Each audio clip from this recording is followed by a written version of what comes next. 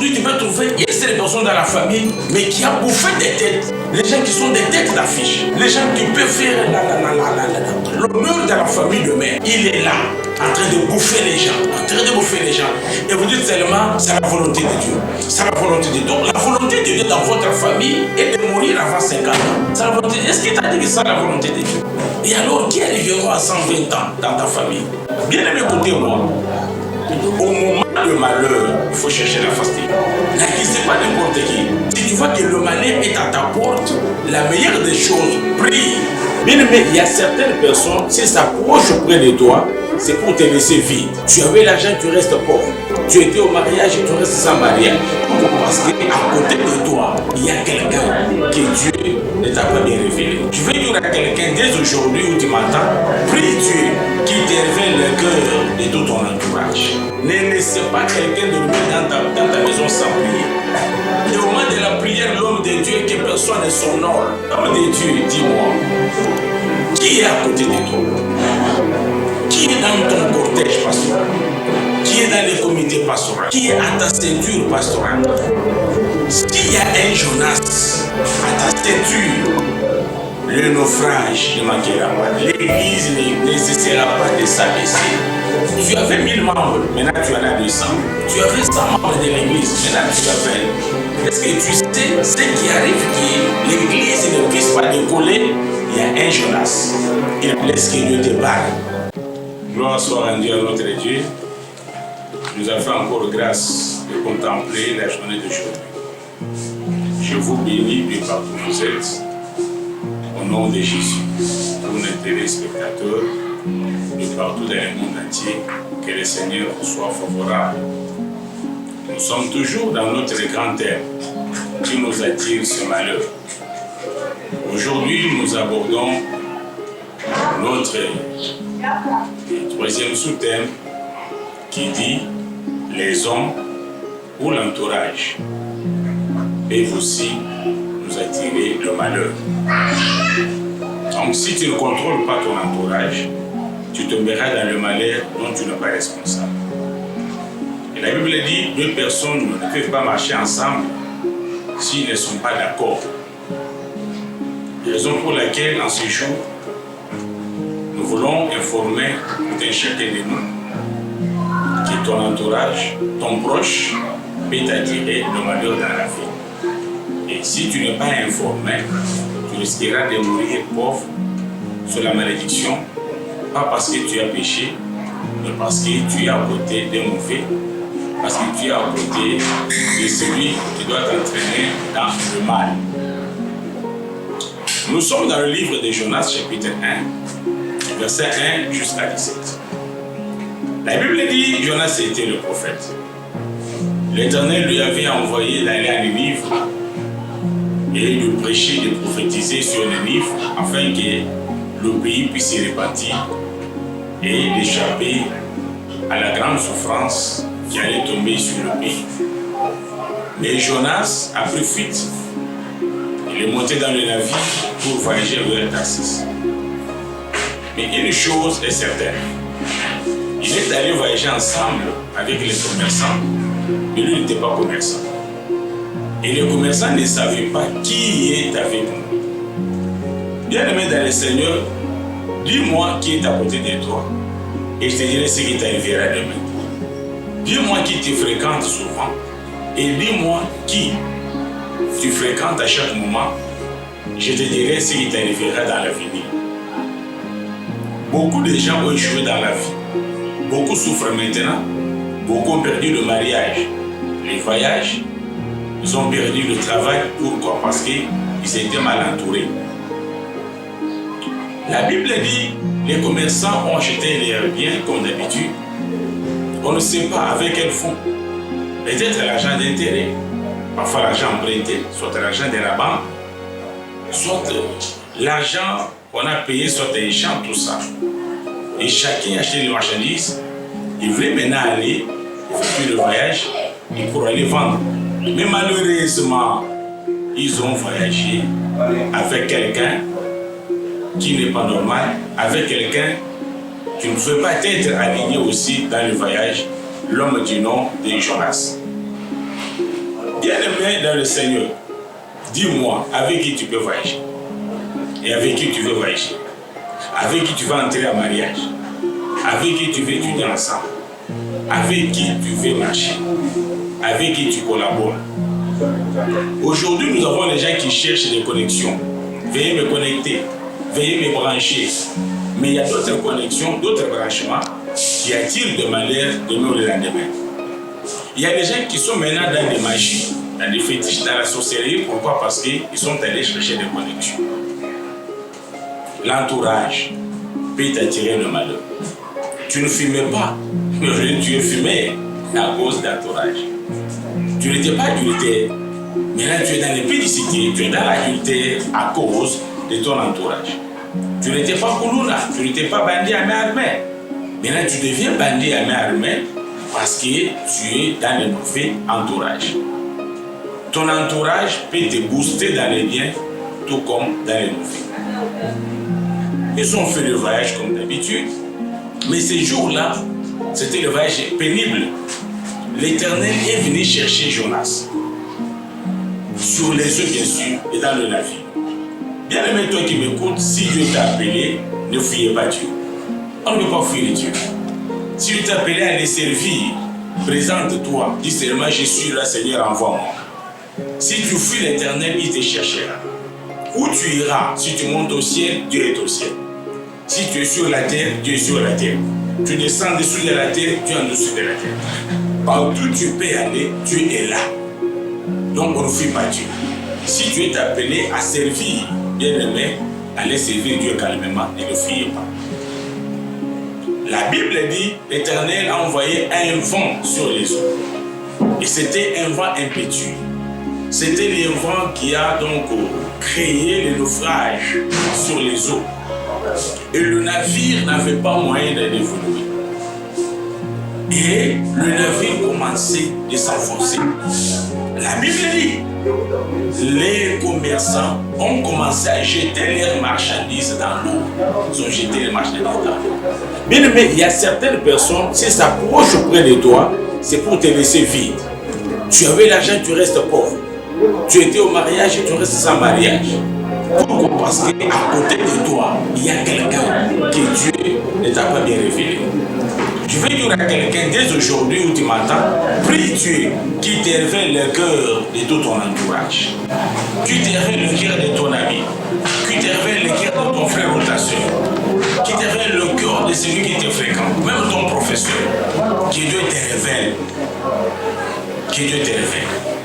Donc, bien aimé dans le Seigneur, quand le navire a commencé à s'enfoncer, les commerçants ont compris que peut-être c'est la charge des marchandises qui fait que le navire puisse s'enfoncer.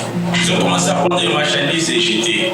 Quand jetant les marchandises, c'était une perte totale. Que Dieu chasse loin de toi celui qui t'a amené la perte dans ta vie. Que Dieu chasse celui qui amènera la perte dans ta famille. Même la perte en vie humaine, dans ta famille, dans la société, même dans ton église, même dans tout ce que tu fais.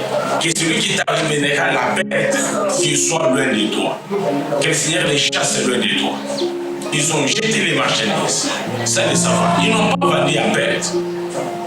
Les brigands ne l'ont pas, ils n'ont pas confisqué les marchandises. Mais ils ont jeté les marchandises parce qu'ils avaient peur de ne pas mourir. Et le bateau commençait à s'enfoncer.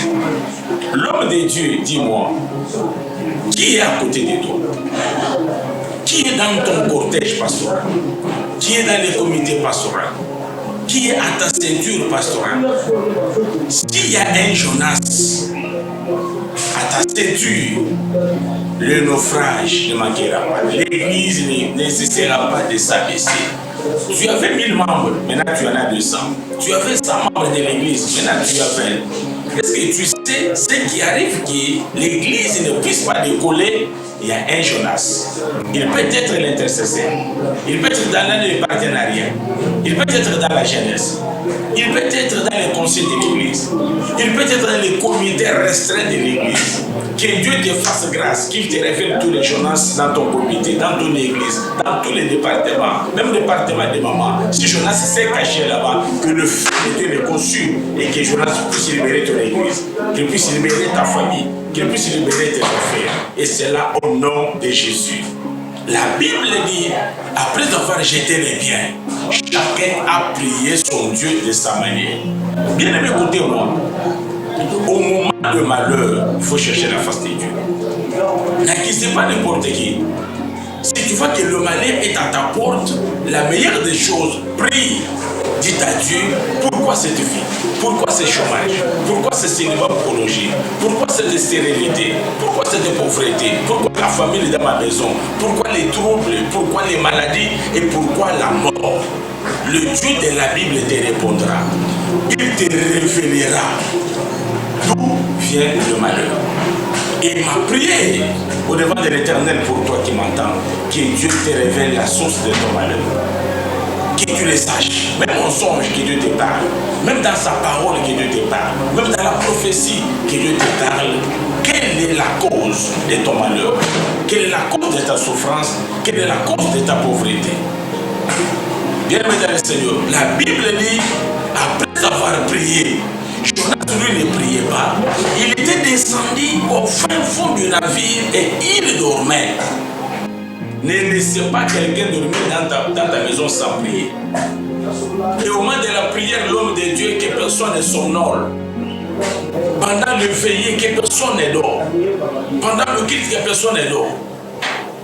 Même pendant la journée, que personne ne somnole dans l'église. Quand les gens prient et l'autre somnole, c'est une manière de communiquer avec le monde éternel. Parce que Satan travaille avec dans les sommeils. Il travaille souvent quand les gens sont faibles. Lui dormait, mais les gens étaient en péril. Jonas dormait, mais les gens étaient dans les hauts risques. La Bible dit, le marinier est allé réveiller Jonas pour lui dire, pourquoi toi tu dors, nous sommes en danger. Prie ton Dieu, lève-toi, prie ton Dieu, peut-être il peut nous secourir, parce que nous sommes tous en danger. Et nous les mariniers et les passagers, et toi aussi, nous sommes en danger. D'où viens-tu? Qui es-tu? Tu es de quelle tribu? Tu viens d'où et tu vas où? Bien aimé le Seigneur, celui qui t'a créé le malheur, il est de quelle tribu? Il est de quelle nation? Il vient d'où et il va où? Il est de quel peuple? Quel est son père et quelle est sa mère? Il vient d'où? On a dit à Jonas, identifie-toi. Bien aimé, que Dieu te révèle pour que tu identifies tout le monde qui est à côté de toi. Peut-être Judas est dans ton cortège. Peut-être Judas qui doit te vendre demain, qui doit te trahir demain, qui doit te créer la mort. Il est dans le sétir. Oh, que Dieu te fasse grâce. Que Judas te quitte avant ta mort. Que Judas te quitte avant le faillite. Que Judas te quitte avant la pauvreté. Je ne veux pas que Dieu vienne intervenir, mais je veux dire qu'avant que le malheur t'arrive, que l'Éternel puisse te défendre. Et si tu es déjà dans le malheur, ce n'est pas tard. Aussi longtemps que Dieu est vivant, le Dieu du ciel, Jésus de Nazareth doit défendre ta cause. Et tu seras soulagé, et tu seras béni, et le malheur doit quitter ta vie. La Bible dit, Jonas leur a dit, je suis Jonas, je suis hébreu, je fuis la face de l'Éternel. Je suis envoyé à Nénive, et maintenant moi je fuis vers Tarsis. On doit poser la question de savoir, maintenant, que ferons-nous avec toi? Il a dit, prenez-moi, jetez-moi dans la mer. Et on a récupéré Jonas, on l'a jeté dans la mer. Il y avait du calme. Mais malgré ce calme-là, il y avait déjà la perte en matériel. Il y avait la perte financière. Et qui était cause de ce malheur financier, c'était Jonas. Il a causé le malheur, il a causé la perte. Bien, mais il y a certaines personnes, si tu l'approches près de ta maison, près de ta boutique, de ton entreprise, même si tu avais des milliards, tout doit tomber et tu resteras vide. Que le porte-malheur de ta vie soit loin de toi. Le porte-malheur de ta maison doit être loin de toi. Le porte-malheur de ta famille doit être loin de toi. Celui qui veut que tu puisses descendre sur tout le plan qui sont loin de toi. Tu es médecin, tu es à l'hôpital, bien sûr. Mais depuis que tu as engagé ce monsieur-là, cette dame-là, là où il travaille, là où elle travaille, rien ne marche. Donc il y a certaines personnes à ne pas associer dans le travail. Il y a certaines personnes qu'on ne peut pas associer dans le monde des affaires. Tu es dans les Likelemba, ce qu'on appelle les ristournes. Je m'en appelle Likelemba. Je suis congolais. Je suis quinois. Je suis pasteur congolais. Congolais de Kinshasa.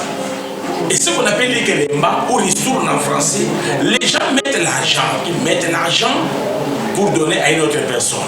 Soit par semaine, soit par mois, soit par jour. Et il y a d'autres argents infiltrés. L'argent maudit. L'argent qu'on ne peut pas associer à autre argent. L'argent qu'on ne peut pas mettre dans la caisse. L'argent qu'on ne peut pas acheter les marchandises. L'argent que les enfants ne peuvent pas manger parce que c'est l'argent qui a une mauvaise origine. Il y a des gens qui ramassent l'argent dans les cimetières. Toi, tu lui donnes l'argent convenable, mais lui te donne l'argent venant de la maison du féticheur. Et cet argent, quand il est associé à ton argent, ça emporte tout. Que l'hémorragie de la perte s'arrête dans ta vie. Que l'hémorragie de la souffrance de malheur s'arrête dans ta vie. La Bible dit, on a récupéré Jonas, on l'a jeté dans la mer. Et il y avait du calme. Fin de naufrage. Fin de la tribulation. Fin du vent impétueux. Et le navire a récupéré son état initial, mais toutes les marchandises jetées dans la mer. Qui te cause les problèmes? Qui te cause la souffrance? Qui te cause des maladies? Qui te cause la mort? Qui? Il est un mort ou bien un vivant? Il est de ta famille ou bien il est un ami?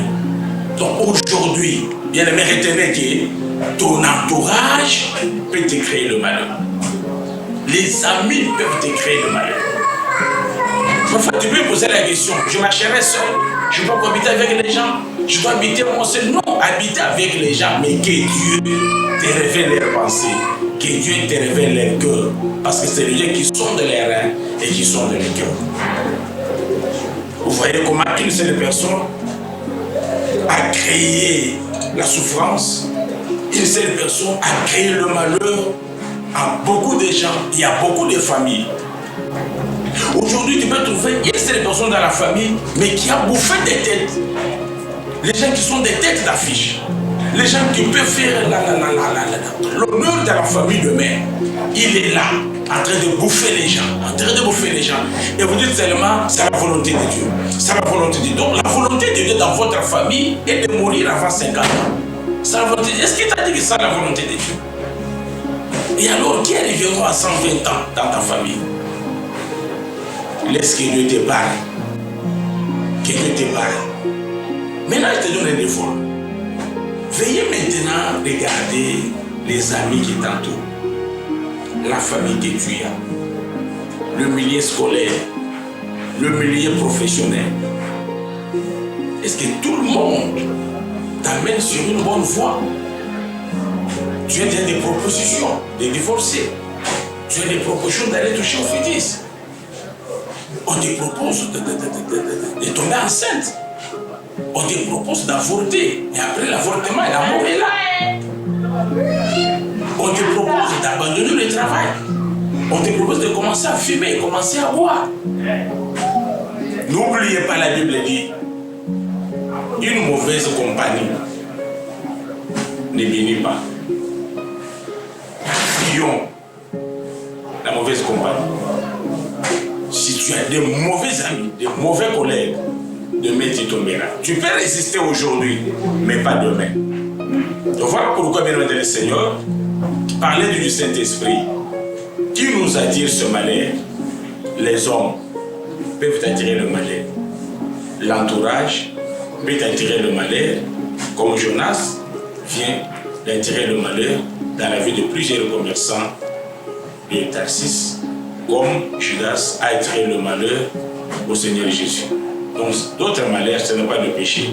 D'autres malheurs, ce n'est pas Dieu. D'autres malheurs, ce n'est pas toi-même. Les gens qui t'entourent peuvent te créer le malheur.